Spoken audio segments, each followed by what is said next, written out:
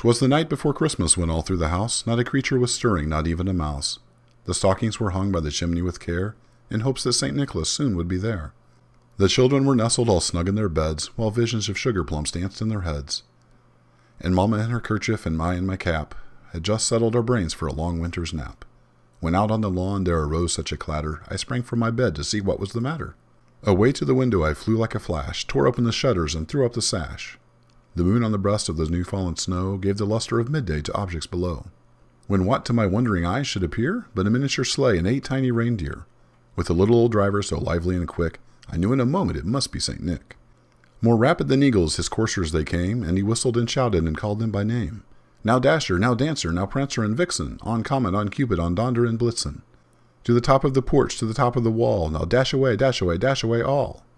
As dry leaves that before the wild hurricane fly, when they meet with an obstacle, mount to the sky. So up to the housetop the coursers they flew, with a sleigh full of toys and St. Nicholas too. And then in a twinkling I heard on the roof the prancing and pawing of each little hoof. As I drew in my head and was turning around, down the chimney St. Nicholas came with a bound. He was dressed all in fur from his head to his foot, and his clothes were all tarnished with ashes and soot. A bundle of toys he had flung on his back, and he looked like a peddler just opening his pack. His eyes, how they twinkled, his dimples how merry, his cheeks were like roses, his nose like a cherry. His droll little mouth was drawn up like a bow, and the beard of his chin was as white as the snow.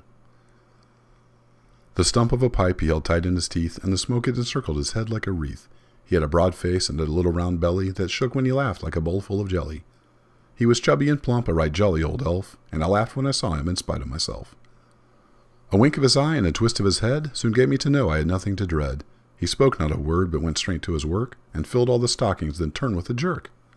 And laying his finger aside of his nose, and giving a nod, up the chimney he rose. He sprang to his sleigh, to his team gave a whistle, and away they all flew like the down of a thistle. But I heard him exclaim, ere he drove out of sight, "Happy Christmas to all, and to all a good night." From my family to yours, Merry Christmas!